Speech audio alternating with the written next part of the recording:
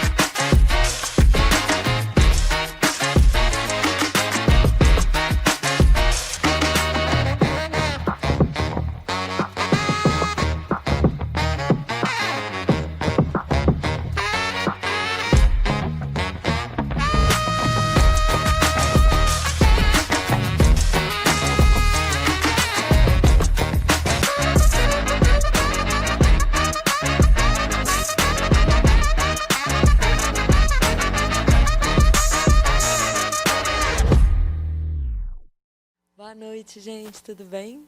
Ai, Luiz. Obrigada a todo mundo que ficou.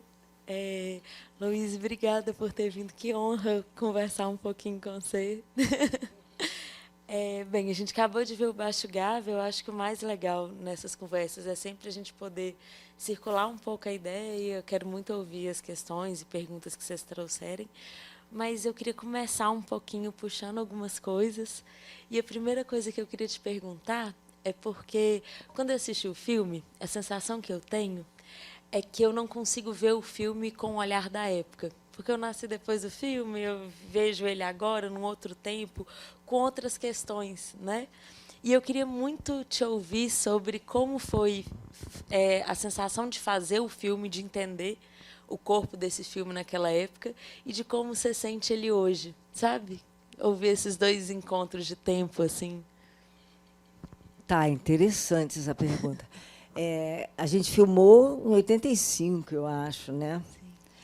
E era uma época realmente de solidão urbana, né? Solidão no meio de muita gente. O Baixo Gávea era exatamente assim como mostra o filme. Era uma loucura. Você entrava lá, milhões de pessoas e todo mundo querendo se encontrar, querendo um amor, querendo uma carreira, querendo coisas. E drogas também, muita droga. E, hoje em dia, não sei, o filme é atual, por incrível que pareça, né, estreou em 86, foi feito em 85. Porque aquele personagem do Zé Vilker, ele é atualíssimo. Totalmente. Infelizmente, né? Não, claro. Mas a gente estava na redemocratização, né? Era o Sarney que assumiu, né, quando a gente filmou. E agora esse personagem ficou muito mais forte. Sim. Que na época a gente ria desse personagem. A gente veio de 20 anos de ditadura, né? E a gente ria desse personagem, levava na brincadeira, mas agora eu achei terrível. Né? A gente viu tudo que aconteceu esse ano, né? Totalmente. Com esse personagem. Com esses personagens. Aí eu achei de uma força. Então, eu falei, gente... E a gente não tem mais solidão urbana, né? Hoje em dia. Não tem tanta gente assim na rua. Mas tem na internet, né? Que pode solidão ser muito digital. parecido. É outro tipo de solidão. E o personagem da Lucélia, não, primeiro eu quero dizer que foi uma parceria maravilhosa. trabalhar com a Lucélia. Ela é minha grande amiga e já fiz vários trabalhos com ela e a gente tem uma química. Então, queria muito que ela estivesse aqui hoje. Que delícia. Mas ela já veio aqui, já veio na mostra, por isso que ela não veio. Ela já foi convidada com outro filme dela. Então, era muito legal trabalhar com ela e com a equipe toda. E o diretor também, muito interessante. Ele falava muito do Nelson Rodrigues. Dá para sentir um no pouquinho, meu personagem. Né? Sim, porque ela sempre tem uma frase, ela sempre tem que dizer alguma coisa. Sim. Então, enquanto que a Ana, a Clara, que é a personagem da Lucélia, era o sonho, a ingênua, a Ana é os pés no chão, e a debochada. Então, elas são bem opostas e elas têm uma amizade muito forte que, surpreendentemente, o pessoal aqui de Belo Horizonte achou, nas entrevistas que eu dei, que a minha personagem, a Clara, era apaixonada pela Ana. Sim. E a gente não fez assim, a gente não pensou nisso, mas passou isso hoje em dia. Olha só que coisa engraçada. Para nós, o diretor nos orientou como amizade mesmo. Sim. A Ana é um personagem que gostava de mulheres, ela já foi hétero, sim, depois ela mudou, ela está buscando alguma coisa com as mulheres e está sempre sozinha também, sim, termina sozinha, ela e o cachorro. Sim. O cachorro que vai querendo ir atrás dela. A Clara é uma loucura, ela vai embora com esse tipo. Também está um pouco sozinha, né? A Clara fica ali num delírio do amor completamente romântico. Sozinha. A gente não sabe que se esse homem vai matar ela. Sim. O que ele vai fazer com ela? De repente, ele não vai fazer nada, mas ele nem era ator, né? Era um amigo do Haroldo, e ele tem uma cara de cafajeste. Nossa, a gente fala assim, gente, essa mulher é maluca. Não, é uma excelente pessoa, eu conheci um amor. Você vê como as aparências enganam, né?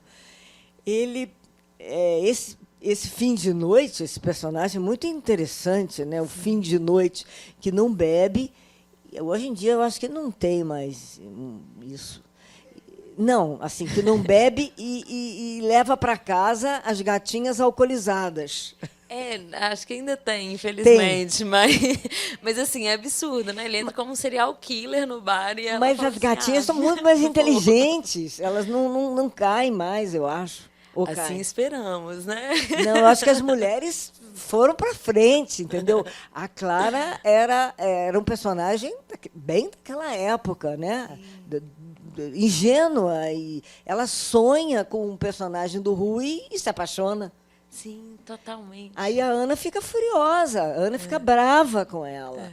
Não é, a Ana não está bebendo no bar porque está com ciúme da Clara. Não, ela está furiosa de ver a ingenuidade da Clara, das mulheres.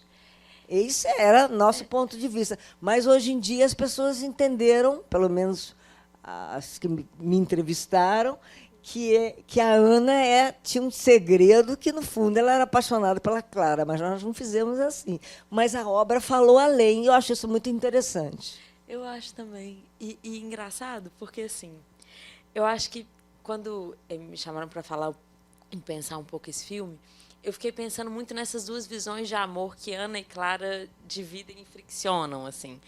Porque a Clara tem essa coisa, é muito louco essa coisa, né? Ela sonha e aí ela se apaixona. O amor, nessa lógica heteronormativa, é sempre um sonho, é sempre uma ilusão. E essa coisa de ir com qualquer coisa, de ir com qualquer pessoa, porque aquele cara sempre vai ser uma representação de um sonho, de um ideal.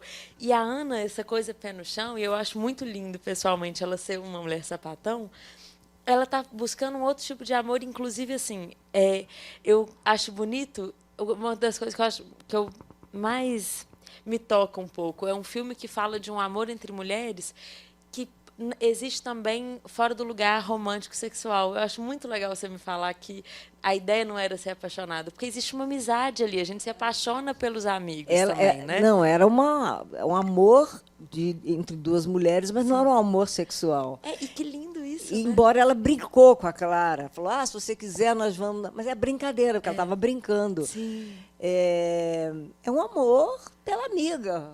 E que lindo isso, Eu né? acho. Porque é o amor mais verdadeiro no filme inteiro, é o amor entre elas.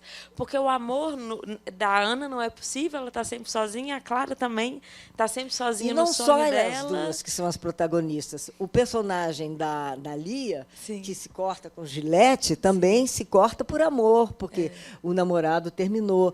O personagem do Milton Dobbin, esse ator que faleceu já há muito tempo atrás, de AIDS, né? Sim. Ele leva um soco na cara Sim. da menina que está transando com o namorado dele. Então, são todos os personagens ali que se arrebentam, né? Sim. Que não conseguem realizar esse amor. É solidão urbana mesmo, assim, muito mas forte. que se encontram ali entre eles, né? Mas De alguma eles têm maneira. uma amizade, uma camaradagem, uma trupe, a trupe do teatro. Eu acho que é bonito essa coisa do teatro e da poesia recortar o filme todo. É a esperança, a arte é a esperança. Porque é tudo muito terrível, né? Totalmente. E a gente não sabe o que vai acontecer com a Clara, com esse cafajeste, quando ela vai embora. Nem com nenhum desses personagens, Não. né? A gente está falando de todos os personagens ali que estão em risco o tempo todo. Estão em risco o tempo Clara, todo. no caso de ir em encontro com esses homens, que, né, a gente vê o personagem do José Wilker, por exemplo, que, né? Mas, ao mesmo tempo, todas essas figuras, principalmente as figuras LGBT, então, estão sempre em risco nesse filme, assim. E é sobre isso também, né? Essas figuras que estão lidando com uma solidão muito grande, que estão lidando com um risco muito grande também. E, né, vão se... E eu queria falar uma outra coisa, que na época, quando eu fui convidada para fazer o filme, o Haroldo me chamou e falou que a personagem era gay. Não tinha, quase. Hoje em dia tem muito, mas não tinha. Quase não tinha. E que eu ia fazer o Mário de Sacarneiro. Eu falei, como assim, o Mário? O Mário? Aí eu falei, não, porque ela é atriz, tem o teatro, tem a poesia. Eu falei, mas é meu poeta preferido. Eu fiz letras e o Fernando e o Mário são os meus poetas preferidos. E eu fiquei feliz da oportunidade de fazer um personagem homossexual de uma maneira natural, sem estereótipos. Sim. Porque, naquela época, as mulheres que eu via, que tinham essa opção gay, eram muito estereotipadas e ficavam escondidas. Sim. Mas, quando elas saíam do armário e se assumiam, elas imitavam os homens. Eu achava isso triste. Triste delas quererem imitar os homens, não serem elas. Eu falei, puxa, então eu posso fazer normal, assim, sem estereótipo, para mostrar que também não é assim. E você não sabe o que vai acontecer com a Ana, se ela vai ser gay a vida inteira, de repente ela muda, ela se apaixona por um cara. Então, para que rotular tanto? Sim. E para que tanto estereótipo? Isso me incomoda. E eu achei isso bacana. E no ano que eu ganhei o prêmio de Brasília por esse filme, eu dividi o prêmio com a Ana Beatriz Nogueira, que fazia o filme Vera, que era uma homossexual, personagem. Sim. E ainda brinquei, porque eu também, nesse ponto, eu sou parecida com a Ana, eu não perco a piada. Ah, que ótimo. Eu subi no palco e falei, esse negócio de fazer gay dá prêmio. Aí, a gargalhada. Eu tive que brincar um pouco, porque... E não tinha, quase. Sim, sim. Então, abriu um começo para mostrarem personagens gays que não precisa ser estereotipado, entendeu? Com outros tipos de representação, Com outro né? tipo de Eu representação. acho que tem uma coisa a gente pensar também em diversidades desses lugares e possibilidades várias de, né? Tipo assim, a construção da identidade sapatão, ela é muito ampla. E é muito bonito poder ter outras narrativas e outras formas de ser, né? Porque, na verdade, está dizendo de muita coisa essa construção identitária, né? Que não tem um único percurso possível, assim.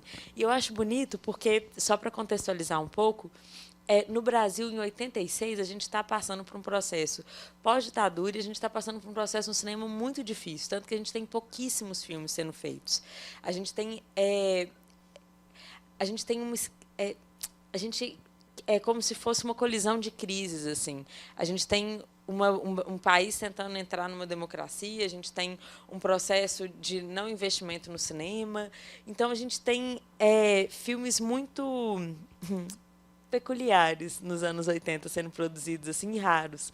Então, é muito engraçado quando a gente olha historicamente para o cinema nessa época, que você encontra um tanto de corpo estranho, sabe? Você tem um tanto de coisa ali que você fala, nossa, de onde veio isso?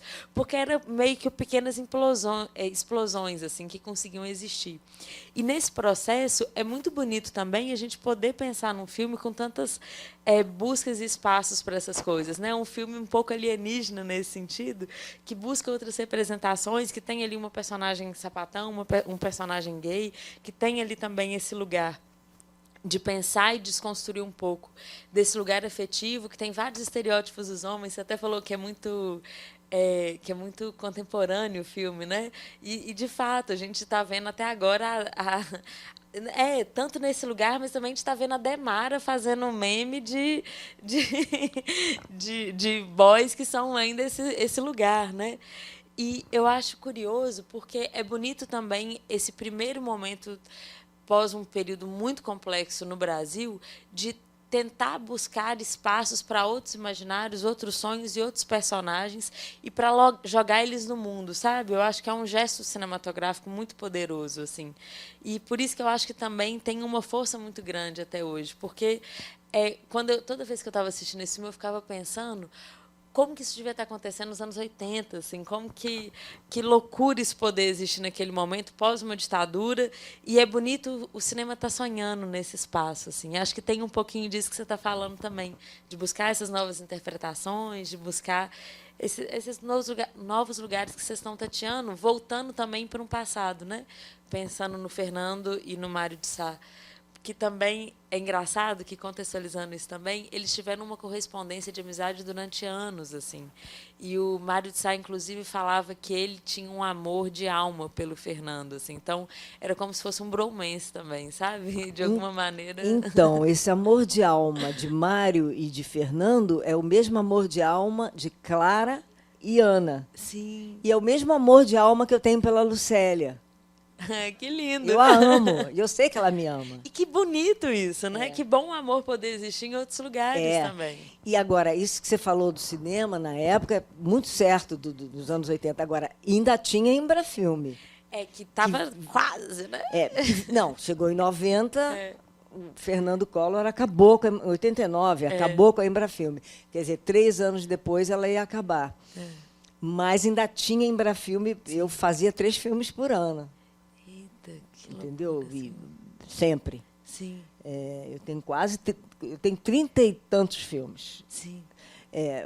Mas ele acabou com a Embrafilme, aí que o cinema entrou na ladeira abaixo. Sim. E só voltou com Carlota Joaquina, da Carla Camurati. Sim, total. Mas isso que você falou é muito pertinente, depois dos 20 anos de ditadura, né? Sim. A arte estrangulada, mas ainda tínhamos a Embrafilme que apoiava, aí o Fernando chegou e acabou. Que dava alguma sustentação para que o cinema pudesse existir, né? Porque o cinema brasileiro sempre passou por momentos muito complexos. Sempre, assim, sempre está passando. E agora, eu acho que é o único filme que tem poesia que eu vi nacional, que a poesia é um dos personagens principais. É verdade, é interessante. Ela costura o filme todo. Eu acho que ele está querendo mostrar, o Haroldo, o diretor, o autor, né, o produtor, que a salvação é a arte.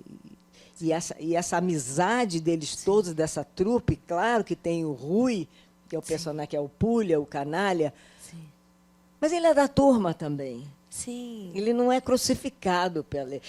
A Ana é terrível.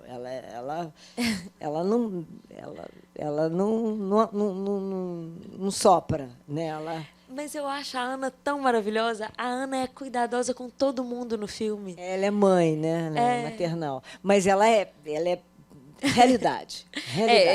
Pé no chão. Morde a sobra, né? E ela fica furiosa com a Clara, porque a Clara não enxerga, entendeu? Ela quer enfiar na cabeça da Clara. E no final ela fala, olha, ela tem razão, eu já falei demais. a viver sua vida. Mas eles têm a trupe deles, a amizade, o teatro, a poesia, o trabalho. Tem saída. Tem, totalmente, assim. E eu acho que a Ana representa muito isso, porque a Clara tem uma coisa também que aí, pelo menos quando eu assisti, me incomodou muito, que era a Clara não olha para a Ana, né? Igual a Ana olha para a Clara. A Clara às vezes podia ser uma amiga mais acolhedora com a Ana. Você acha? Eu acho. Me explique isso melhor. Explico. E mas é que sabe o que acontece? Na minha experiência, eu acho que às vezes tem um lugar, é porque tem algumas posturas de Clara que aí é esse lugar desse. A gente começou aqui conversando um pouco, né, sobre como que eu não consigo ver com a época de lá, eu consigo ver com a época daqui. E no tempo e espaço que eu me encontro, quando eu assisti o filme, era muito difícil para mim não lembrar o tanto de amigas, às vezes, héteras que eu tinha que, tipo, não conseguiam me ver, sabe? Tipo, a Ana tá ali o tempo todo pela Clara, ela tá acolhendo essa amiga, ela é uma amiga. Você acha que a Clara não olha para ela?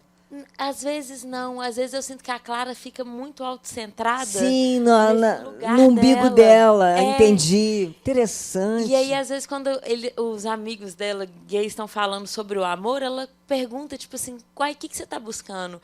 E dá vontade de falar assim, uai, o meu... E ele fala, né? O mesmo que mesma você. coisa que você. Né? Tipo assim, eu tô aqui, uai, eu também amo e eu também pulso esse lugar. E você tá aqui sempre, tipo, a Ana tá ali, dando colo, Realmente, acolhendo. a Ana olha o tempo todo para a Clara, o tempo todo, porque ela ampara, né? Ela é o esteio, ela protege a Clara. Sim. E a Clara quer ser protegida, eu acho. Pode ser também. Quer ser protegida e talvez por isso ela se sente muito carente. É complexo, é complexo. Sem julgar ali também, mas é curioso essa dicotomia, né, que vai acontecendo entre as duas, que em vários momentos, eu acho que no filme, se complementam, assim, né? Tipo assim, o olhar do filme complementa com essa ambiguidade das duas figuras, assim. Mas é curioso pensar nessa relação, né, no que pode ela, assim. Enfim, lancei aqui uma... Me contem o que vocês acharam também. Vocês têm alguma pergunta, algum comentário? Ei, Luiz, boa noite. Meu nome é Elvésio. Eu sou repórter do Jornal Estado de Minas. Você falou que o personagem foi um dos primeiros personagens gays interpretados no cinema nos anos 80, né? E como que foi a repercussão da plateia, das pessoas que foram assistir o filme em relação ao filme e a personagem? E como que foi, como que o convite chegou até você e como que foi, o que você lembra de interessante dessa época de bastidores de filmagem, numa época que era difícil para o cinema, como que eram os perrengues que vocês passaram? Olha, esse filme a gente não passou muito perrengue, não, viu? Não, tudo ia dando certo, tudo a gente vai filmando.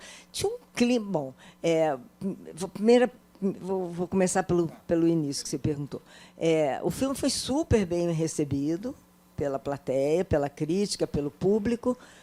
E, mesmo ele não sendo comercial por causa da poesia, a poesia foi aceita. Eu não vi as pessoas reclamando, dizendo não dá para entender. Porque Fernando Pessoa e Mário de Sá Carneiro, né, muito conhecido. Então, e sempre riram muito da Ana, né? E aplaudiam.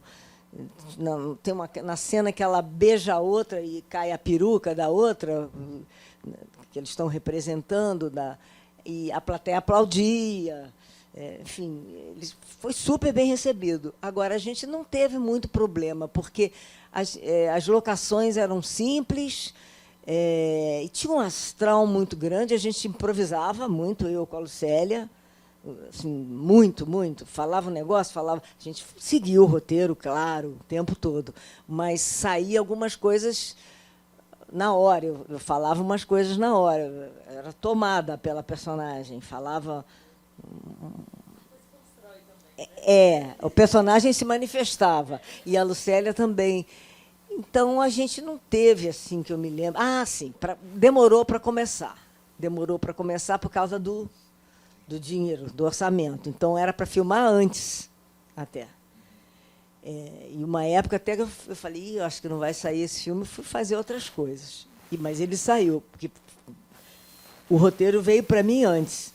Como é que veio o roteiro? Eu fiquei super surpresa com a poesia. Inclusive, eu troquei algumas poesias, porque eu conheço bastante o Mário de Sá Carneiro. Eu falei, Haroldo, eu acho que nessa hora pode ser uma outra poesia.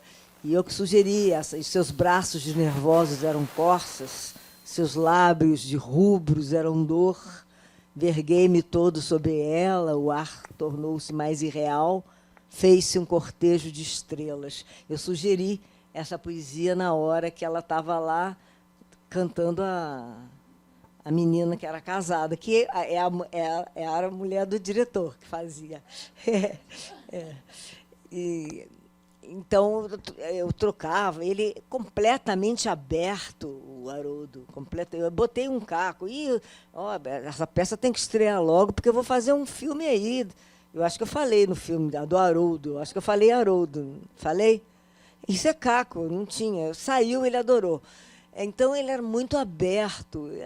Eu não me lembro dos perrengues, falando sério. Só teve essa parte do orçamento, mas como eu não sou produtora de cinema, graças a Deus, sou só de teatro, que já, nossa, já apanho. Foi tranquilo.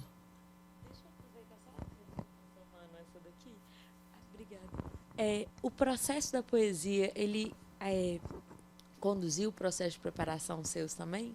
Como que era? Ainda mais você gostando tanto, como que foi isso? Assim? É Maria, né? Ô, Maria, naquela época não tinha muita preparação, não. Hoje em dia tem, eu acho bem-vindíssima. Né? Hoje em dia, as novelas, a gente ensaia pra caramba, vem diretor da Argentina, que fala umas loucuras, assim, mas naquela época não tinha muito, não. É que eu gosto muito de estudar e eu dou muita ideia, sou muito criativa, tenho que me frear, falar, para um pouco. Mas o Haroldo gostava, ele falava, olha, vamos trocar isso, vamos fazer isso. Eu falo assim do roteiro. Eu converso muito sobre roteiro, porque é a base de tudo, né? E como eu fiz letras, eu escrevo, eu gosto de escrever, eu leio muito, romance, ficção. Então, a gente não teve preparação da poesia. Não teve. Eu acho que se a gente tivesse, seria melhor. A gente faria melhor ainda. Entendeu? Sabe, falaria melhor. E, naquela época, tem uma coisa que é muito chata. Né? Som, não tinha som direto. Era som guia. Depois você ia no estúdio e dublava tudo. Também cavalava um pouco o processo, né? Fica menos natural, né? Porque aí você tem que lembrar daquela emoção. No Leila Diniz, o meu personagem tinha muitas cenas de choro. Eu tive que chorar dentro do estúdio, porque a voz no choro muda. Fica anasalada. Então, eu tinha que me concentrar e chorar dentro do estúdio para gravar as falas que a personagem chorava. A Lucélia também. Nesse, ela teve que ir no estúdio lá, gravar ela chorando. E chorou, eu estava lá junto. Aí ficou lá concentrada.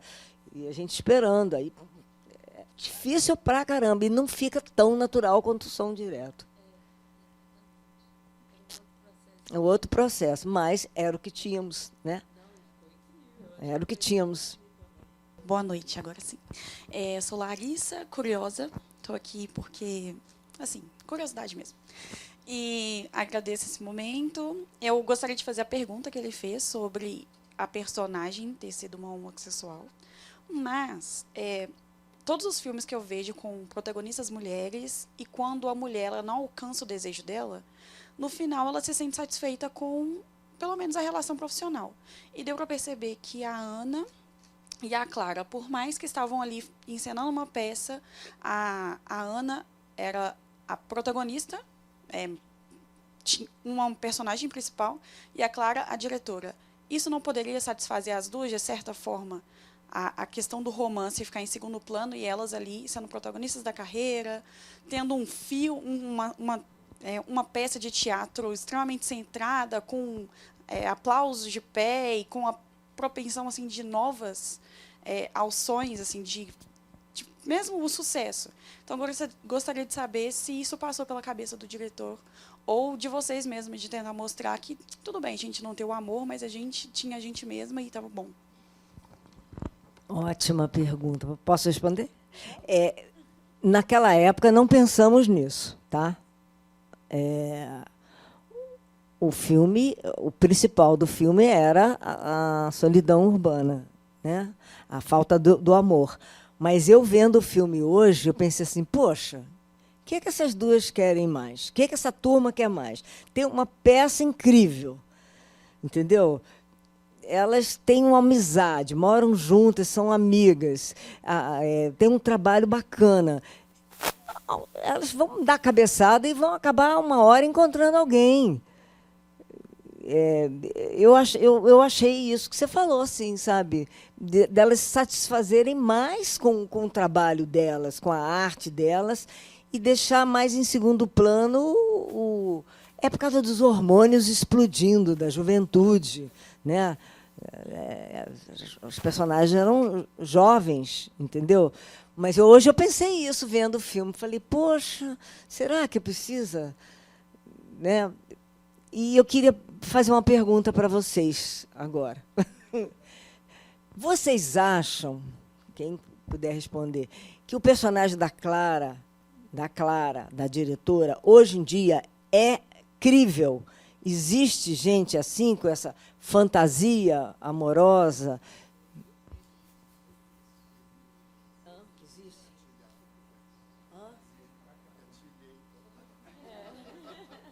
Quê?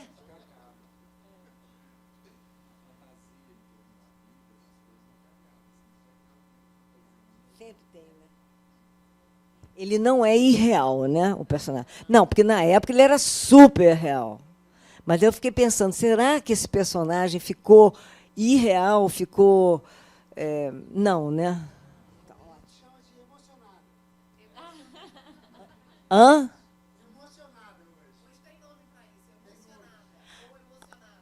É emocionado?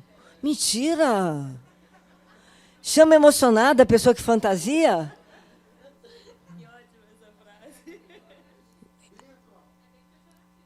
Mas, é pejorativo? Para mim, emocionado é uma coisa boa. Eu sou completamente emocionada. Quer dizer, não que eu fantasie, mas também, claro. Mas eu sou uma pessoa emocionada. Eu choro nos filmes. Quer dizer que emocionado é ruim. Eu, hein?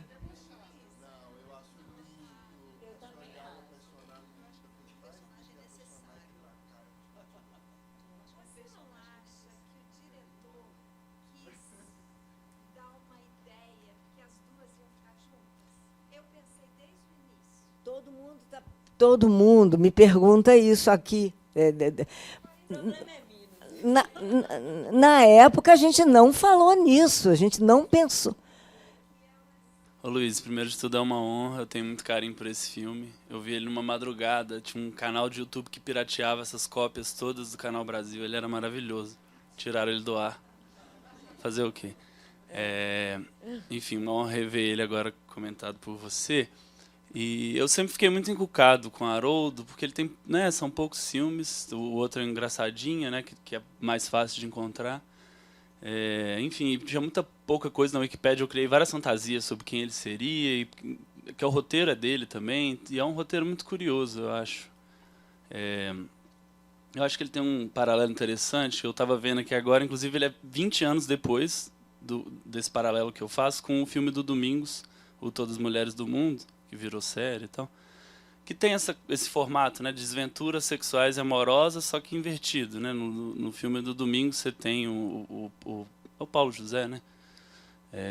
Enfim, com a Leila. Enfim, vivendo várias relações afetivas, só que no fim ele termina com a mocinha e tal. E nesse filme não, né? Não tem o mocinho.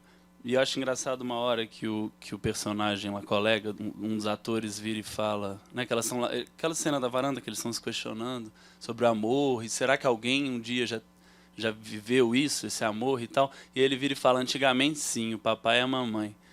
Então eu fico pensando que, enfim, você falou muito bem da solidão urbana, mas também de um caminho que talvez não teria volta, no sentido de que se desvelou não sei, talvez algo de uma mudança cultural mesmo, e que dizia também muito de um Brasil que estava saindo da ditadura. Enfim, na verdade, eu ia perguntar o que o Haroldo, o que você podia dizer sobre esse processo do roteiro e tal, mas acho que essa coisa da solidão urbana e da geração. Então, vou colocar a pergunta assim, como é que ficou esse filme para a geração 80? Enfim, como é que a geração 80 recebeu esse filme? Nossa, me lascou. Eu não sei, eu acho interessante o que está rolando, assim, porque são atravessamentos de choques de tempos, assim, né? E achei linda essa pergunta, Luiz, porque, tipo assim, faz sentido ainda, e a coisa continua fazendo, só que ganha outros nomes ou outros caminhos ali, né? Eu acho que assim, como é que eu falo isso sem ir para um lugar? Eu acho que tem uma coisa que a gente também está lidando com um ideal romântico, né? Um hiperideal romântico que a gente vê acontecendo muito em muitos filmes, por exemplo, essa pergunta que você fez mesmo, né? Esse cis que a gente faz para os filmes, assim. E a carreira dela e tudo que elas já tinham, a amizade. Existe uma coisa também que a gente vive num espaço, numa construção de ideal romântico que faz com que a gente sempre busque essa coisa que, na verdade, não vai ser muito preenchida, né? E é interessante quando ele fala existia antes no Papai e Mamãe, porque a ideia do amor romântico ela é uma ideia mais contemporânea, e o casamento, a ideia de encontrar alguém, ela foi uma ideia foi sendo construída junto com algumas movimentações do capitalismo, assim. Então tem uma coisa de que o casamento na época dos nossos avós tinha uma outra funcionalidade, entende? Existia um lugar ali funcional de se casar com alguém. A gente pode pensar, por exemplo, monarquia. Por que as pessoas se casavam? Para juntar posse, para juntar famílias, então tinha uma lógica de poder. Quando essa coisa se torna, desculpa o papo chato, gente, tipo assim, quando essa coisa vai para um lugar de uma busca de uma subjetividade, você começa a encontrar ali também um buraquinho que você pode enfiar qualquer coisa, tipo assim, uma angústia que eu tenho, um vazio que todo mundo sente, e aí isso vai alimentando um sonho e uma ilusão que a gente vai carregando com a gente, e que o legal dela, ela só existe se ela nunca for suprida, sabe? O ideal romântico ela é justamente isso, essa busca que não tem fim. E isso é uma coisa meio ruim, mas também é uma coisa meio bonita, assim, porque existe uma beleza muito grande nessa coisa dessa busca. Então, a Clara tem um quê de apaixonante nessa busca dela, sabe? Essa coisa de nunca desistir, de sempre estar ali buscando, de ter sempre esse exercício que ela faz internamente de sempre se excitar de novo pela mesma coisa que ela já sabe que vai dar errado, sabe? Então, existe uma coisa muito bonita ali também. O problema é um pouco do que a gente também vai fazendo nisso e fica quase que num limbo, né? É meio que pode ser uma coisa boa, mas também tem hora que a gente entra num limbo e fica nesse processo. E fica sofrendo e acaba entrando em várias furadas, né? Chega um cara que parece o Michael Myers e eu vou com ele. Tipo assim, claro, por que não? Eu vou sair com esse boy. Então, tipo, tem um processo ali que se torna um pouco doentio, mas que são... Eu acho que essas pessoas, e acho que a gente também, está buscando outras formas, sabe? De entender isso e de se dar com isso. Por isso que esse lugar do emocionado ainda existe, acho que é muito atual o que está acontecendo. Mas tem esse outro lugar da emocionada também, que eu, pelo menos, sou super e espero que eu não esteja nesse limbo, assim, sabe? Que tem também da gente estar ali querendo encontrar pessoas e amar e ser amado, até nesse lugar que você falou, elas juntas, elas de alguma forma ficam, né? Tipo assim, amar amigo é bom demais e é lindo poder se preencher com esse espaço, né? Eu sou da geração TV Pirata. Então não tem. Eu sou apaixonado com esse projeto da Dani, mas não tem jeito de voltar daqui, sair daqui desse cinema sem falar de humor. Você tem o TV Pirata, que eu acho que é um projeto que marcou sua carreira. E aí eu queria que você me falasse um pouquinho do que você vê do humor, do tempo do TV Pirata até o filme de 2020 que você fez com o Leandro Hassum, que foi para a Netflix. Peraí que eu vou lembrar o nome dele aqui, esqueci. Mas eu queria que você falasse isso sobre... Tudo Bem no Natal que Vem. Isso. E agora eu estou de novo com Hassum, com humor também. Agora é série. Mas ainda não estreou. Tá. Bom, Mas eu queria que você falasse um pouquinho disso. O que você lembra do TV Pirata, que para a gente curtia tanto, como que o que você tem dessas lembranças, qual que é a importância do TV Pirata para a construção do humor hoje, que é um humor muito policiado também. Na época do TV Pirata, a gente trouxe um novo tipo de humor, porque era a escolinha do professor Raimundo, com todas as suas qualidades, né? O Chico Anísio, genial, o Jô Soares, que eu fiz também, o Jô Soares, até trabalhei com ele. A gente trouxe um outro humor muito criativo da TV Pirata, corrosivo, que criticava tudo. Tudo. Tudo que acontecia, a gente criticava, a gente não tinha censura. Então, eu me vestia de negra, gorda, cantava, e as mulheres se vestiam de vaca. Bom, hoje em dia a gente seria execrado, né? Iam jogar tomate na cara da gente. O humor, hoje em dia, ele está muito cerceado pelo politicamente correto. Eu acho certo o politicamente correto, eu acho que a gente tem que evoluir, tem que mudar, mas fica difícil fazer humor assim, não pode mais nada. Entendeu? Então, os próprios diretores, não, isso aqui tira, isso aqui não pode, isso aqui não sei o quê, isso aqui os cegos vão achar isso. Então, e a gente não tinha isso, não tinha censura de nada. A gente acabava com os Beatles, acabava com AIDS, acabava com tudo, mas de uma maneira engraçada, criativa, e, na minha opinião, não era preconceituosa. Mas agora, não pode falar de gordo, não pode falar mais de nada. Então, fica mais difícil. É uma censura. Não é que não pode, pega mal. Estou fazendo uma peça agora no Rio que o diretor cortou tudo que poderia dar. A gente nem pensava nisso. Não, isso aqui pode dar a ideia de que... Não, e é um autor romeno, então não tem nada a ver com o Brasil. Uma hora eu dizia, meu cachorro chama Zumbi. Ele, não, Zumbi não pode falar. Eu falei, pô, não pode? Não, porque vai mexer com Zumbi. Eu falei, então tá. Como é o nome? Napoleão. Tá bom, muda para Napoleão. A gente mudou tudo. Eu obedeci tudo que ele falou, entendeu? Eu entendo. Mas é chato. E a TV Globo teve um projeto de voltar ao TV Pirata. Eu fui contra. Eu falei, a gente não vai poder fazer nada. Eu falei isso. E todo mundo acabou concordando. Eu joguei água fria, fui eu mesma. Eu falei, então, eu vou poder me vestir de vaca? Aí todo mundo, eu vou poder fazer a gorda? Eu vou poder fazer negra, preta? Não pode falar negra, é preto. Eu vou poder fazer preta? A gente fazia as presidiárias, entendeu? Fazíamos tudo. Era divertidíssimo. Aí... vai ficar chatérrimo, gente. Só se a gente descobrir, a gente ainda vai descobrir um novo caminho que a gente consiga fazer um humor verdadeiro e que seja realmente engraçado e que não agrida as pessoas. Vamos ver, estamos tentando. Oi, tudo bom? Meu nome é Thales, estou aqui atrás. Não, falando desse novo caminho, acho que é interessante...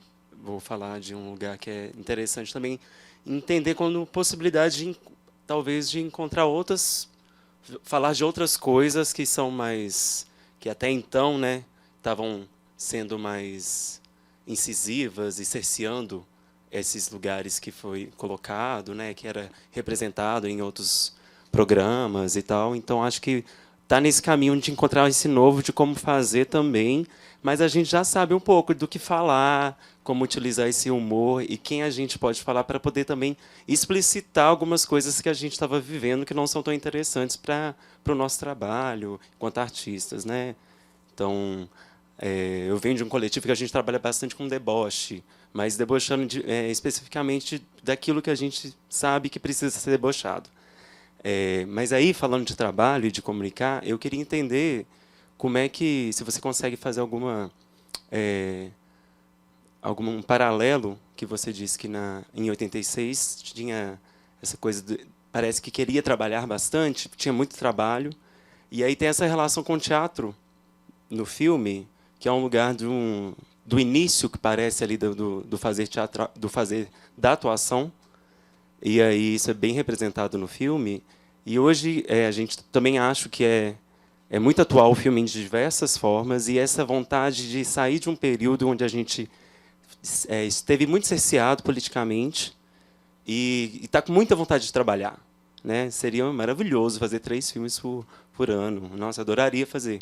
Então, como é que é esse paralelo de 86 para agora em 2023, com muita vontade de trabalhar, com muita vontade de fazer produção cinematográfica, audiovisual, no teatro? Como é que é esse paralelo? Como é que isso aconteceu e agora como é que acontece para o trabalho que você, para as pessoas que você convive, com quem você conversa? 86 nós já explicamos, né? Essa época, enquanto tinha Embrafilme, havia muita produção. Bom, nós viemos de um período tétrico, né? Horrível, que pandemia e um governo que boicotava, acabava com o cinema, com a arte, com o teatro. Como todo governo fascista, ele precisa derrubar a cultura. Então, nós estamos retomando. E o cinema está aí, forte. O teatro está lotado, no Rio e São Paulo. Não sei como é que está aqui. As peças estreiam, lotam. Está todo mundo vendo o teatro. Não temos ainda os patrocínios. Agora que a gente está começando a ter a Lei Rouanet, porque não conseguimos. Então, a gente está com muita vontade de trabalhar, mas não temos, como tínhamos em 80, nos anos 80, uma Embrafilme.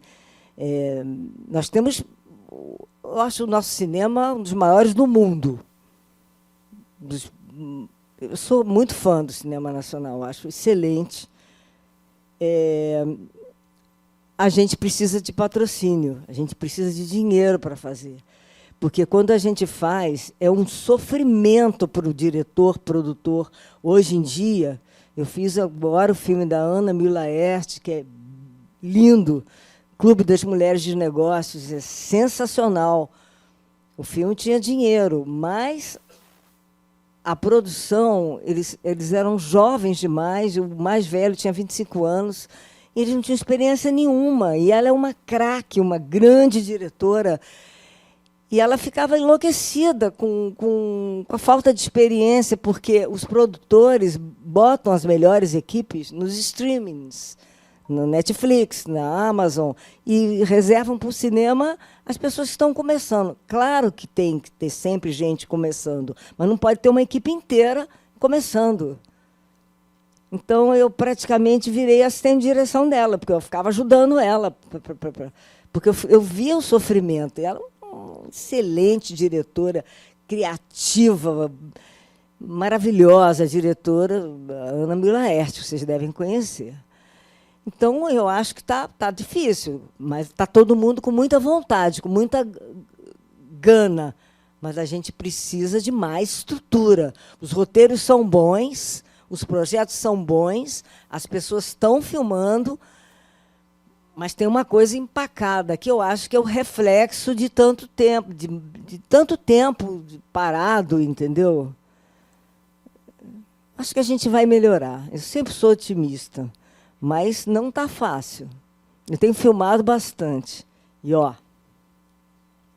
E tem o Pérola aí também, que tem o Leonardo Fernandes, está aí. Cadê ele? Cadê o Léo? Aí, está ali. Que vai ser lançado também, do Murilo Benício, né, Léo? Que é um roteiro incrível, que ele fez com o dinheiro dele, né? Fez em 2018. Que é belíssimo, eu acho que é belíssimo pelo roteiro. Eu faço só uma participação, o protagonista está aí. Tem coisas muito boas sendo feitas. Boa noite, todo mundo. Mas poxa, eu estava aqui aprendendo muito e me divertindo ver a Luiz falar. Mas o Pérola é um filme que a gente filmou em 2018, né, Luiz? E o Mauro Razzi, que foi um dramaturgo brasileiro, a Luíse era muito amiga dele, ele escreveu uma peça chamada Pérola, que o Elvésio está louco esperando a estreia, porque o Elvésio era muito fã dessa peça. E foi uma peça de grande sucesso do Mauro, e aí o Murilo pegou essa peça e fez a adaptação para o cinema. E o Mauro tinha isso de sempre escrever sobre a família dele, né? E essa peça ele escreve sobre a mãe. E aí a Pérola no nosso filme é a Drica Moraes, que está fazendo de um jeito maravilhoso. E foi no filme que eu tive o prazer de gravar com a Luíse e virar amigo da Luíse por causa de um bolo de beterraba que a gente ficou comentando no set.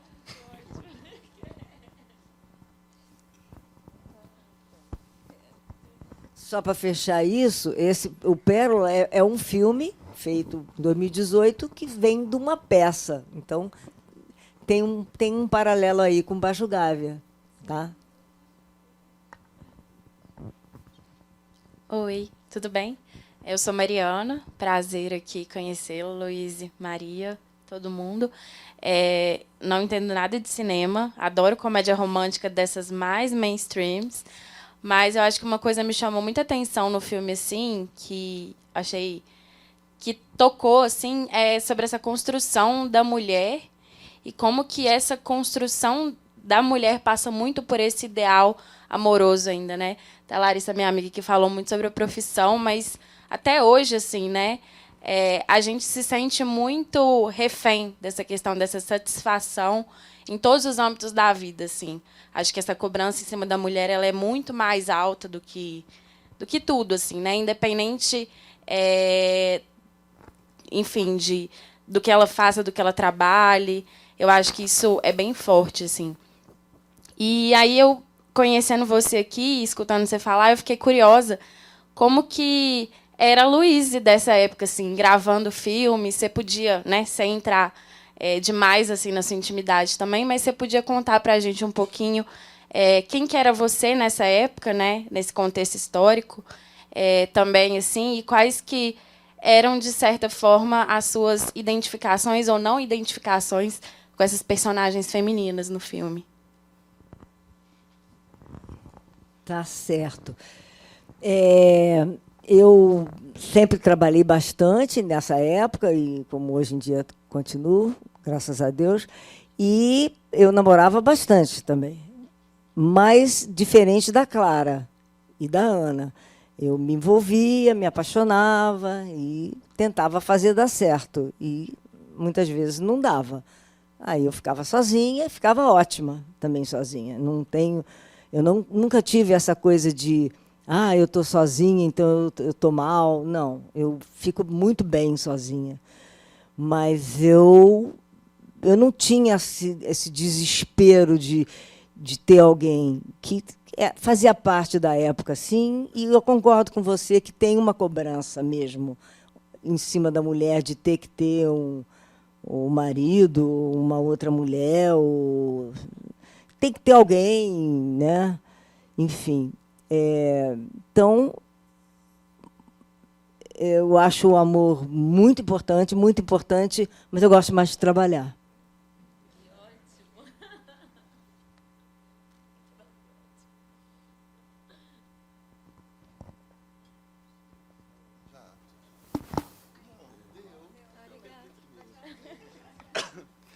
Boa noite, Luíse. Muito prazer te conhecer. Muito feliz de estar aqui ouvindo você também e conversando sobre o filme. Meu nome é Luiz e boa noite, Maria, também. E, bom, eu tenho duas perguntas assim sobre o filme e também uma coisa que eu queria falar sobre o que foi conversado, mas assim, a primeira é que você começou falando sobre essa vida boêmia da Zona Sul carioca, né? Ou seja, foi uma das primeiras coisas que você falou, então de brincadeira, inclusive. Mas esse é um elemento que eu acho muito forte nesse filme, sabe? O tanto que tem uma pesquisa sobre a vida boêmia da Zona Sul, uma vivência e o como que ela é, de certa forma, a base para tudo que acontece no filme, sabe? Então, assim, digamos que o filme tem uma relação entre 3 espaços que são muito nítidos, né? Que é o espaço doméstico, o espaço do teatro, né? Que ele é o espaço artístico no filme, e o espaço da rua, inclusive terminando na rua. E aí eu acho, eu queria saber um pouco mais, sabe, sobre essa pesquisa da vida boêmia, como que ela entrou no filme, como que ela fez parte do processo. Inclusive, assim, eu sinto falta de ter mais cenas da vida boêmia, assim, porque eu acho elas incríveis quando tem as cenas nos bares, entendeu? E eu queria saber um pouco mais sobre isso. Se você quer falar, eu tenho outra coisa para falar, outra pergunta também que tem a ver. Posso terminar primeiro? Tá, obrigado.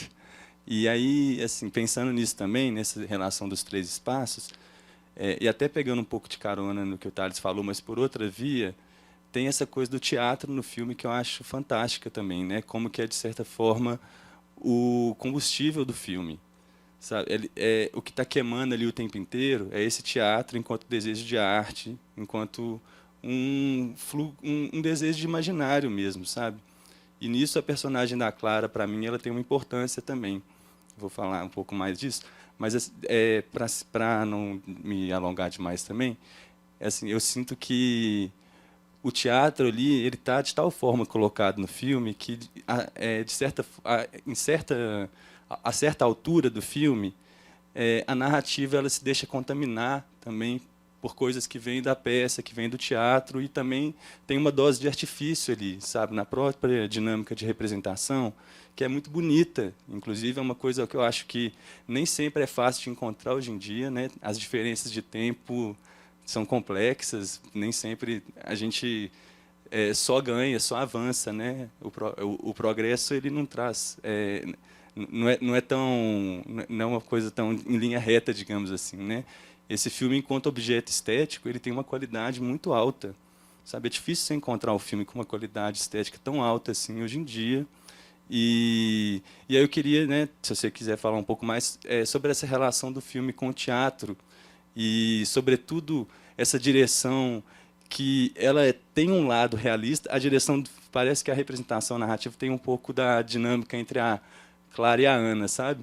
Ela tem um realismo forte, né? Inclusive essa pesquisa que o filme faz da vida carioca, da vida boêmia carioca, mas ela tem um lado de artifício forte também, né? Que acho que dá algumas das cenas mais bonitas que eu já vi no cinema brasileiro.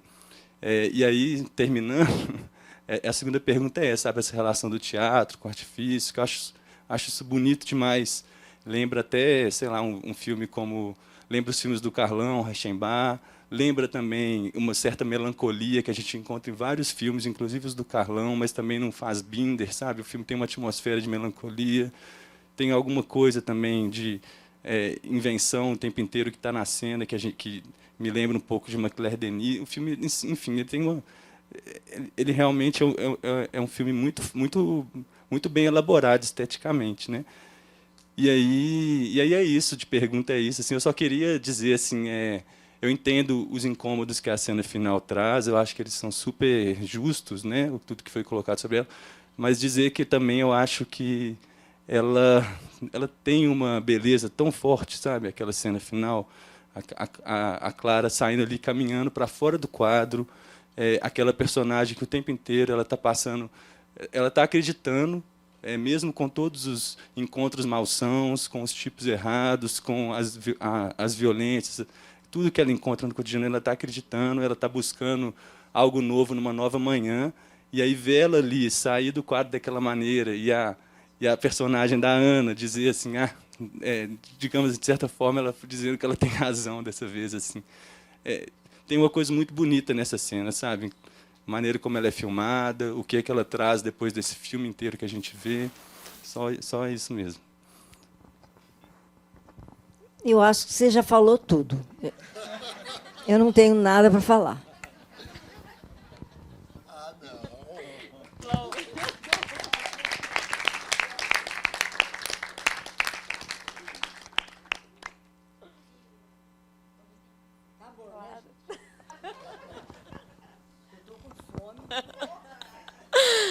Gente, muito obrigada, Luiz. Obrigada pelo encerramento, adorei.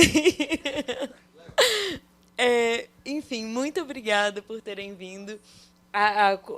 Até quando que vai o curta-circuito?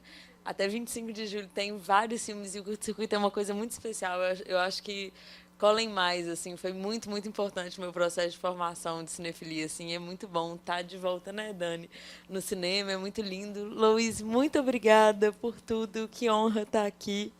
E obrigada, todo mundo, boa noite. Obrigada, gente, foi maravilhoso. Prestigiem o cinema nacional. Axé.